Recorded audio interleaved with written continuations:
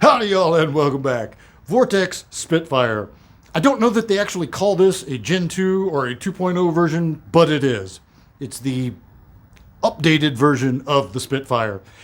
I've done a review on the original one, and this is better, as one would expect, right?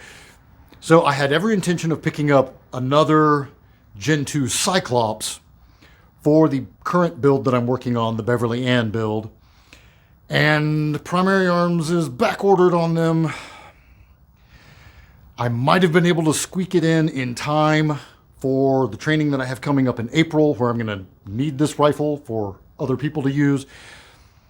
So cutting it a little too close. So I went ahead and punted and went with this guy. I was also kind of curious how it's different from the original. And there are a couple of very key differences. It's super cold out here in the garage today, so I'm going to try to keep this short. We're going to do a little bit of a comparison to the Gen 2 Cyclops. This is not super in-depth.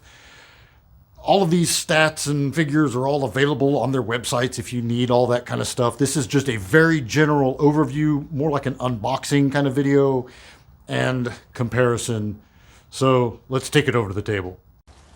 All right, so here is a closer look at the newer, this is not brand new or anything, but it is newer Spitfire. And like I say, they don't refer to it as Gen 2 or anything like that, but it is different than the older original one. So it comes with your kind of standard plasticky kind of flip up caps. I will probably go ahead and leave these on. I'm not a huge fan, but since this isn't really my weapon, I'll go ahead and give them the extra protection that they need. One big advancement, at least in my opinion, on this updated version of the Spitfire is that it now takes a AAA battery. And to me, that is really smart. I think it's a huge advantage over other optics in general, is that AAA batteries are just easier to find. You've got some in a drawer somewhere. You could yank one out of your remote control if you had to. Like, that's, to me, that's very cool. I wish more companies thought of that. And so call that a win.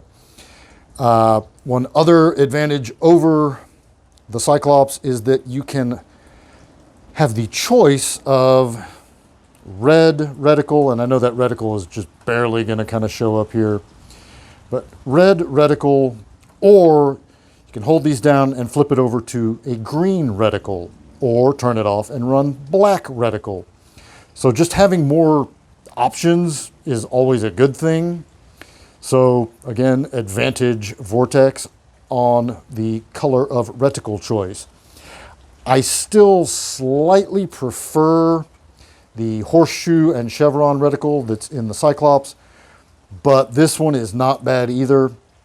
And it may be in my imagination, but it seems like they have made the reticle smaller on this version than the original Spitfire. I could be totally crazy in imagining it. I don't have one to put it side by side and totally compare, but it seems like they have dialed it down a little bit, and that would be a good thing. My memory of the older Spitfire is that the whole ass viewfinder was just full of reticle to the point that it was a little distracting. And this seems just a little more concise and dialed in. Like I say, I could be totally wrong on that. Just seems like. Other than that, it's fairly similar to the original, but it's a pretty, compact and dialed in little package. You've got the mount just built right into it, the battery compartment. It's all just, and being a prism optic, it's going to be durable and rugged. It's got a couple of kind of flimsy but good enough lens caps. And let's go ahead and slide over my L7 build here so that you can get a real idea of size comparison to the Cyclops. There really is no comparison. There's nothing else like the Cyclops in this new form factor. The Gen 2 model is just amazing. 5.5 ounces versus 11.2 ounces. Not even a comparison.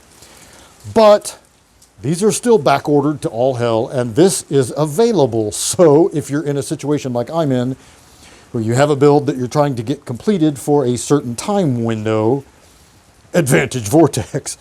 Otherwise, yes, size and weight, huge advantage to the Cyclops. So that's pretty much the basic rundown. It's raining. I hope that's not picking up on the microphone. We're trying to make things happen here, so I apologize if that's really distracting. All right, so that's just a quick and dirty rundown. I apologize if the sound kind of sucks on this video.